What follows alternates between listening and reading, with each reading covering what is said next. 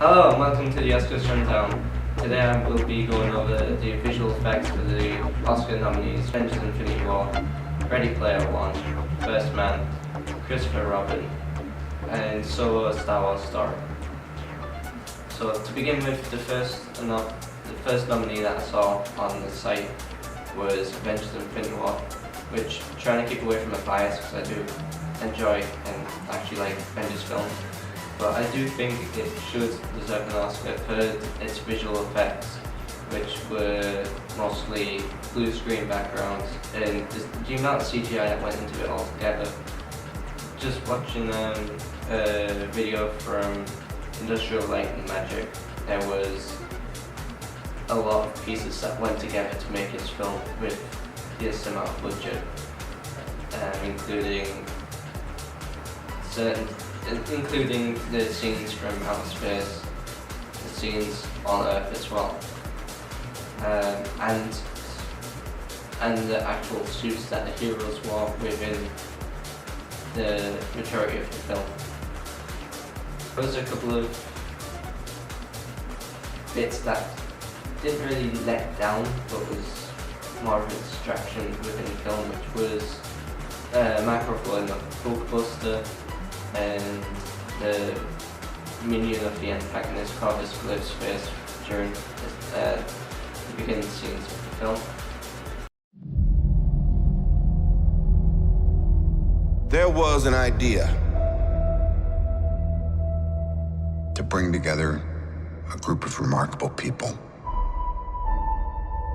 To see if we could become something more. So when they needed us, we could fight the battles that they never could.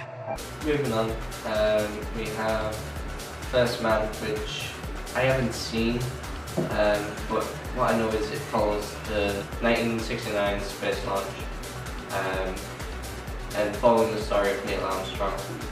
It had a budget of $49 million US, which they used on visual effects, its actual pre-production and post-production. But the visual effects were pretty cool, as it was mainly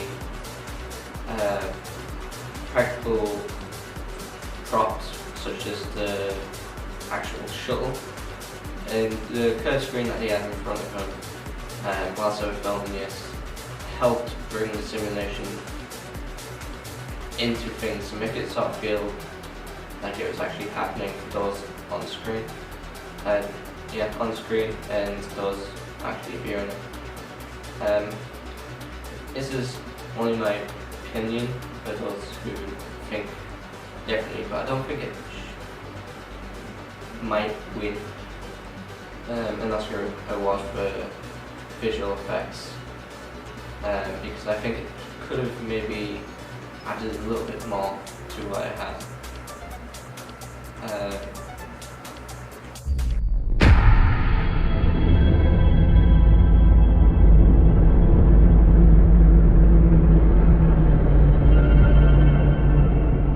Are you sure? Yeah. Be an Avenger. First man to walk on the moon. That'd be something. Our third nominee is Solo, which is an adaptation of the Star Wars character Han Solo as it goes through his past, and it leads up to A New Hope.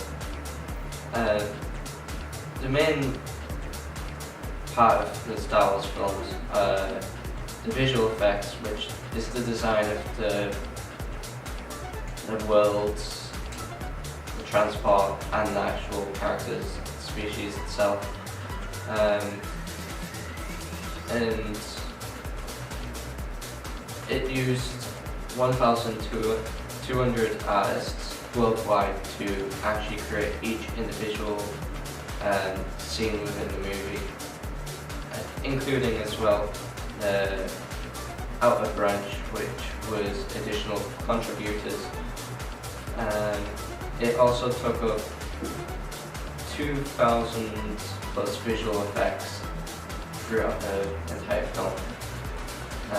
Some of the characters that these effects were put into place for were L3-37 and Rio, as well as actual creatures within the film. And hopefully with the amount of visual effects and the quality of the visual effects in the film, I have my fingers crossed that Soul will win Oscars award this year.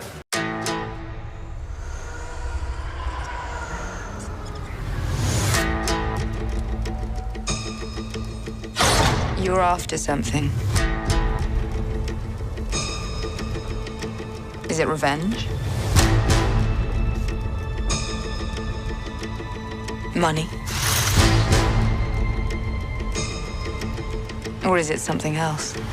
Christopher Robin is the 4th nominee on the Oscars slate. It introduces Winnie the Pooh, Piglet, all the childhood characters from the show, and the visual effects at first made this lovable, funny-looking bear into a monochrome plastic CGI nightmare before they added the clothes of his original design. Other than that, they structured and animated the character before they added the colour, which created the mix between the virtual visual effects and the reality of the actual actor, Ewan McGregor. However, I don't think this adorable film should deserve an Oscar because Winnie the Pooh and the rest of the characters look like a nightmare come true. Yeah, so that's just my opinion. I don't know what you guys think. If this one needs to put it in the comments. Oh, I do like a party. Come on, Pooh. What should happen if you forget about me? Silly old bear.